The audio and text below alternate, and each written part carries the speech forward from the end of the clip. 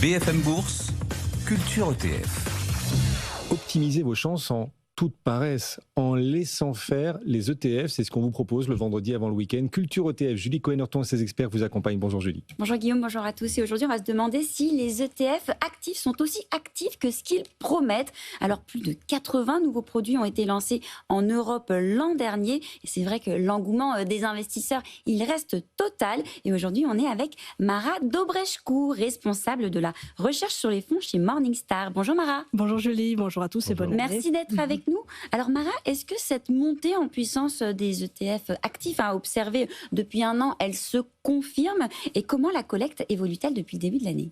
Effectivement, alors les ETF actifs ont vraiment fait leur marque sur l'univers des ETF en Europe. Comme vous le disiez, plus de 80 nouveaux produits lancés l'année dernière en Europe. On est aujourd'hui à plus de 92 milliards d'euros d'encours, dont 18 milliards de collecte nette en 2025. Donc il faut rappeler que les ETF actifs pèsent pour l'instant moins de 5% de l'encours total en ETF. Donc ça part d'une base très faible, mais la croissance est vraiment exponentielle. Et on voit que beaucoup de nouveaux acteurs ont fait leur apparition en partant des grands acteurs établis de l'asset management, certains experts en ETF passifs qui ont maintenant lancé des produits actifs, mais aussi des plus petites boutiques qui ont lancé des produits soit sous leur propre gestion ou alors en marque blanche en faisant appel à une société spécialisée sur les ETF. Et alors quand on regarde un petit peu sous le capot, vous dites que les ETF actifs, ils sont souvent timidement actifs. Qu'est-ce qui vous fait dire que ces fonds, ils n'ont pas aussi forte conviction que ce qu'on pourrait penser? Alors vous savez, chez Morningstar, on a accès aux inventaires de portefeuille des fonds et donc on est allé vraiment creuser du côté de ces ETF actifs. Et ce qu'on a constaté, c'est que la plupart d'entre eux ne sont pas, comme on pourrait penser, des portefeuilles très concentrés avec des paris actifs extrêmement marqués. Dans la pratique, ils restent sur des niveaux de tracking error, donc de déviation par rapport à l'indice, des tracking errors finalement relativement modestes, moins de 5% en général pour les ETF actions, moins de 1% pour les ETF obligataires. Et si on regarde le nombre de titres, ils se chiffrent en général quand même plutôt en centaines et non pas 30 à 50 titres comme on peut l'avoir sur un fonds actif traditionnel bien concentré.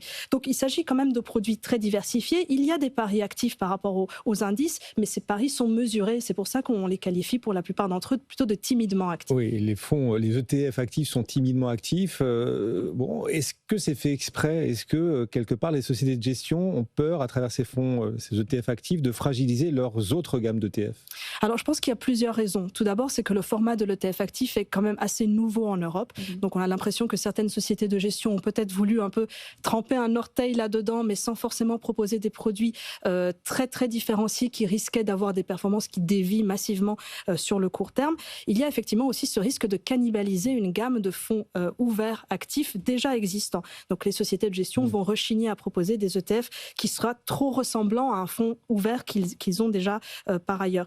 Et puis ce côté timidement actif, il va aussi de pair avec des frais qui finalement sont plutôt bon marché et plutôt en fait proches de ceux de la gestion passive. Les investisseurs continuent à associer ETF avec bas coût et donc ils ne sont pas prêts à payer des frais de gestion plus élevés. Ça incite les sociétés de gestion à trouver des offres qui sont faciles à industrialiser, à produire en masse, des offres finalement pas très très différenciées, avec moins d'intervention humaine. Et alors si on se penche du côté des frais, quel est votre constat? Est-ce qu'on paie vraiment plus cher pour de l'actif par rapport à un ETF passif classique?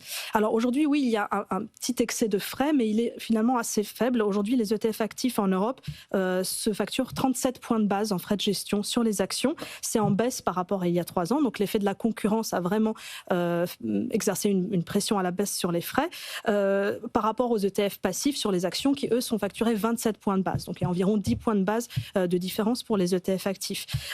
Et donc, c'est positif, en fait, finalement, cette baisse de frais, puisque on sait que sur le long terme, les frais grignotent une grande partie de la performance et donc l'investisseur a tout à gagner avec des offres qui sont bon marché. Et ces ETF actifs restent plusieurs ordres de magnitude moins chers que les fonds ouverts traditionnels gérés activement. Est-ce qu'il y a, par exemple, des gérants qui osent sortir du lot avec des stratégies différenciées? Et si oui, est-ce que vous avez des exemples? Oui, alors en une certaine mesure, l'univers des ETF actifs s'enrichit, donc les approches deviennent elles aussi plus diversifiées. On a des produits plus téméraires, par exemple certains produits qui sont proposés par Janus Henderson sous une marque qu'ils appellent High Conviction et qui eux sont vraiment des portefeuilles avec 20 à 30 titres.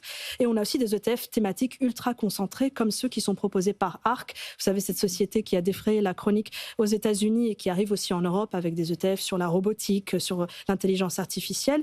Et on assiste aussi à des produits un peu plus innovants aussi sur les CLO, les Collateralized Loan Obligations. Donc ça peut être intéressant comme nouvelle frontière du format ETF actif. Ça teste aussi peut-être un peu les limites de ce format, puisqu'on arrive sur des segments de marché moins liquides et moins profonds, où le format ETF peut s'avérer un peu problématique. Merci beaucoup, Mara Dobreșcu, pour Morningstar, d'être passée nous voir.